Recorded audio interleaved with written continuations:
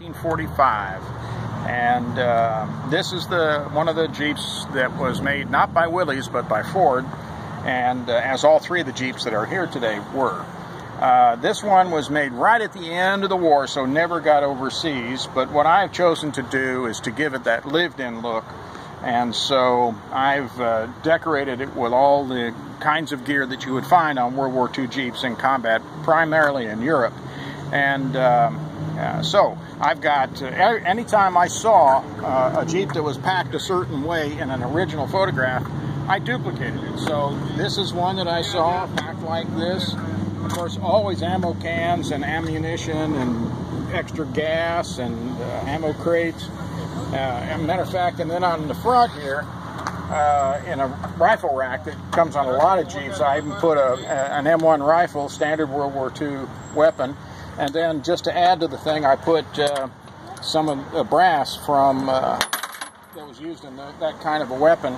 It's a good souvenir for kids, so we like to do that. Even on the back, I saw one time they had this model 1910 pack. One guy had it just exactly like you see it here. So I thought, well, okay. What would be in that? Well, in this case, just like that, I got a tent, a shelter half, and a blanket. And that's what is supposed to be in it, and that's what I put in it. Oh, okay. And then, you know, we've got a water bucket here, and then these are just bags that you could carry anything in, you know, food or that kind of stuff. And so I saw it in the picture, so I decided to go ahead and copy it that way. What is this explosive? What would be in that? It's just an ammo box. These are just empty that I have, but I wanted them to just, again, add to the total flavor of the whole package. Got a nice World War II helmet that I put up here, and they're so distinct now compared to the modern ones that people pick up on that right away. And then what I've done is I built a couple of information sheets that tell exactly when this thing was built and how many were built by Ford and how many were built by Willys, and that it's owned by me.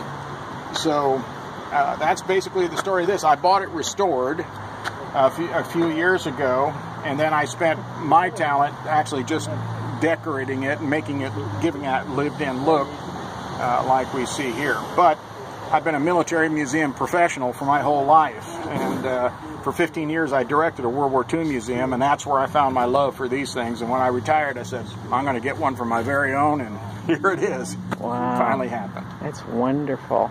I'll walk around with you and get the front. Here we go. How hard is it to drive? It's not hard to drive, but it's a lot of work because it doesn't go very fast, and you have to shift frequently.